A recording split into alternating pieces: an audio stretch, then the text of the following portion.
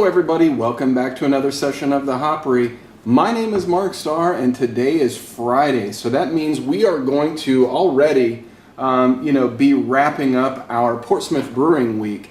On Monday we took a look at their Bottle Rocket IPA, and then on Wednesday we took a look at their wheat wine, which both of those beers, really enjoyed those a lot.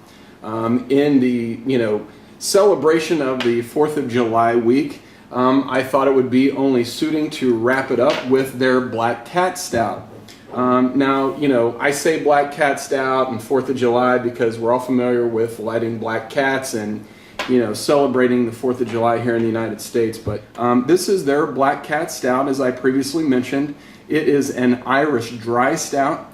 So when you look at that style, the first thing that's obviously going to come to mind is the Guinness. This is very similar in style. In fact, it's the same style as Guinness. Irish dry stouts are generally lower in alcohol. In fact, this one is only at about 5.5%. They're a little bit drier, as the name would suggest. And they typically have maybe a little bit more hop character, but they're generally just not as beefy as your Imperial Stouts or like your Baltic Porters and things like that. So with that said, and again, I wanted to give my buddy Paul one last shout out. I've really enjoyed reviewing these beers. I've really enjoyed, getting a hold of something that, really has a very, very limited distribution. I think that's an exciting thing. And also thank you for sending me these stickers. In fact, for those of you who are watching this review, the first 3 people that, actually I'm going to keep one of these for myself, so let's set this one aside. The first 2 people that leave me a comment on my website and tell me what your favorite stout is and that you want one of these stickers, I'll get a hold of you offline and I'll ship these to you, and you can put them on the back of your car, you can put them on your girlfriend, you can put them on your whatever you want to put them on, you can put them on there. But anyway, I think these are really cool stickers. So without digressing too far, let's go ahead and pour this one and see what we got going on. I think that's about enough. All right. Well, it looks like a stout, so I think we're off to a good start. But this is very, very black. I would expect an Imperial Stout to be this opaque and this dark. And some of your lighter bodied stouts typically have a little bit of coloring around the edges. You might see something that's prune colored, maybe a little bit of ruby red color, but this is just purely black.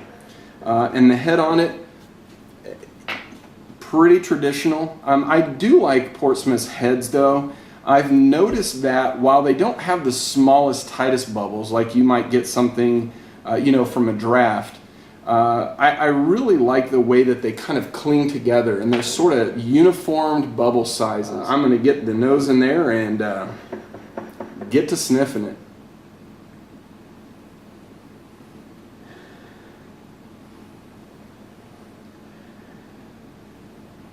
This is a really nice, man, I'll tell you what, before I get into the specific smell of this beer, one thing that I really want to compliment this brewery on is their aromas that come out of their beers.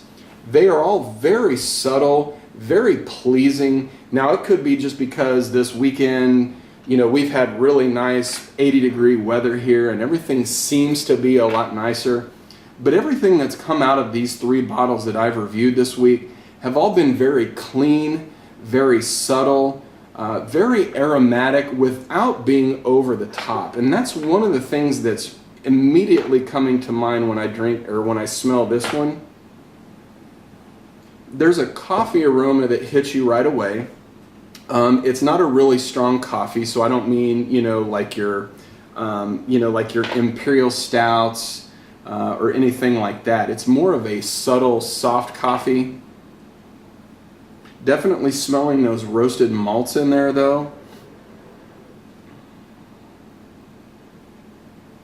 There's also a touch of smokiness in there, and when I say smokiness, I'm talking about like in your smoked porters, where they would potentially smoke the malts just to kind of give it a smoky quality. This one though is really kind of subdued. You've really got to get your nose down in the glass, take a long inhale before you smell it, but it's in there. Well guys, I'm going to go ahead and drink it. I hope you guys had a great 4th of July. I know I did. But anyway, I'm going to drink this bad boy and let you know.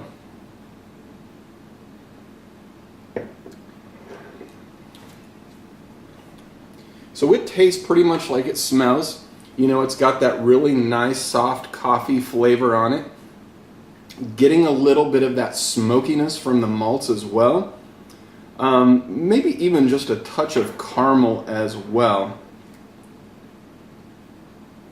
But I really like the way it's very soft on the palate. There's hardly any bitterness here whatsoever, which I thought maybe we would get some bitterness from the hops, but I'm not really getting a whole lot of that hop bitterness on the palate. It's very smooth, very nice, very pristine actually, and I don't think I've used that word on this show, but pristine is something that comes to mind just in terms of the mouthfeel. It really kind of gently washes over your tongue and goes down your throat, but you can still taste all of those flavors without them being overwhelmed. Guys, if you live out there on the East Coast, especially in New Hampshire, and you've not had this one, I highly recommend finding one of these at the brewery or getting some of your friends to ship them to you, because I'll tell you, this is a really nice beer. Now, I want to preface that by saying this is not an extremely big beer. I know a lot of the beer geeks out there are really only kind of looking for the imperial stouts and the things that you can age for a long time. I don't think you're going to be able to age this one for more than about a year. I think after a year this one might kind of start to die out, especially because I don't know how exactly they bottle these beers. So I'm not really sure what the shelf life is, though I imagine it's probably about a year on these. But just very, very smooth on the palate. And the fact that this is in the same style as Guinness makes me really appreciate this beer even more. Now, I know a lot of people like Guinness, and it's kind of, the Irish thing and whatnot. I've never been a big fan of Guinness. It just doesn't give me enough flavor and, bitterness and things that I guess my tired palate really needs to enjoy a beer. But this one does an extremely good job. St. Patrick's Day next year, I might try to get a hold of someone and get a couple of these, because I'll tell you what, this is far above and beyond anything that you're going to get from Guinness, and I'm talking about any of their different styles of Guinness that they make, or anniversary ales and things like that. Really enjoy it.